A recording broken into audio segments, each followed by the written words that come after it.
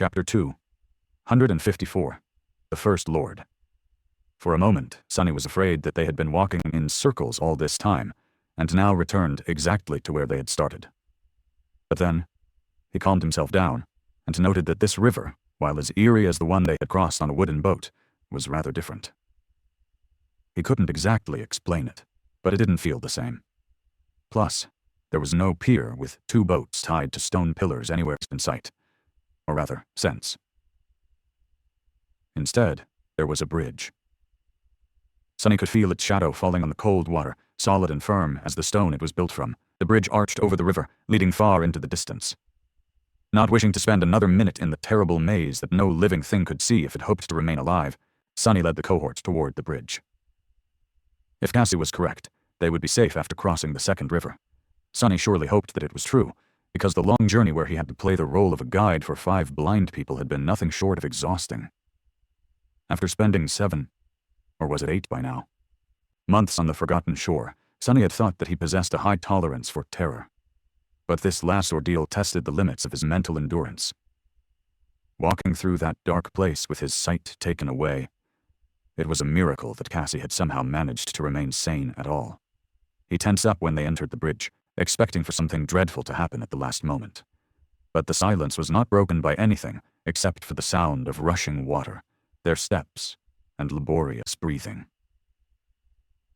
The cohort walked on the bridge, leaving the dark maze behind.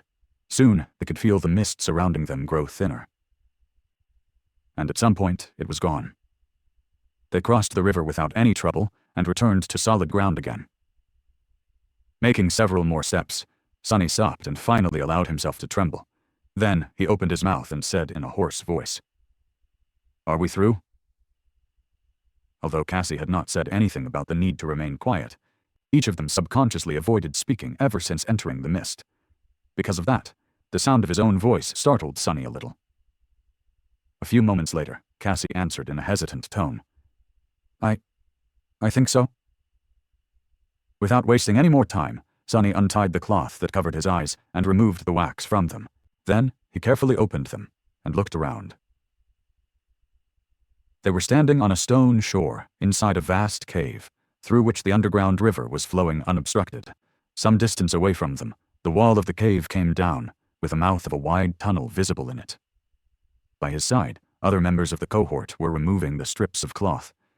Sonny could hear the sighs of relief coming from them.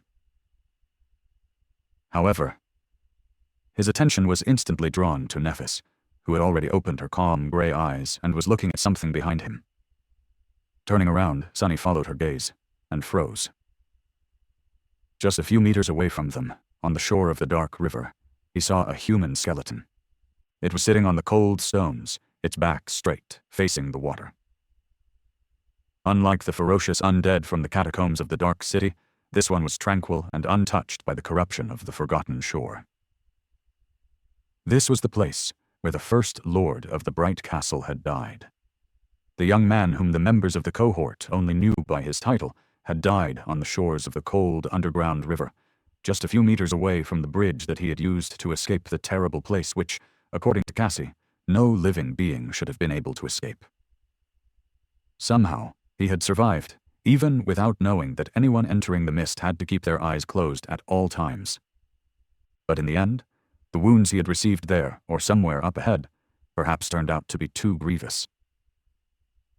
Before the last vestiges of life abandoned him, the young man, the first lord who had wrestled the Bright Castle from the nightmare creatures, created a safe place for the humans sent to the forgotten shore to live, and lead an expedition to find a way out of this cursed place, sat down and looked in the direction of the misty, dark maze. The place where his friends and companions had died, leaving him alone in the darkness of this forsaken underworld. Looking at the skeleton that sat quietly on the shore of the river, Sonny couldn't help but feel a deep feeling of awe and sorrow. He had never met this young man, but somehow it felt as though they knew each other very well. Everything that humans had on the forgotten shore was thanks to his bravery, power, and skill. What a shame that he had died here, in this lonesome place, with no one to share his last moments and tell the tale of his last deeds. The skeleton was strangely well preserved. It was sitting with its legs crossed, back straight, its hands resting on the hips, as if meditating.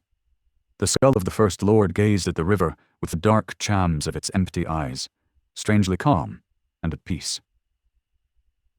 What Sunny noticed, though, was not the whiteness of the bone, nor the eternal grin of the bare skull, but a thin strip of light metal resting on it like a humble crown.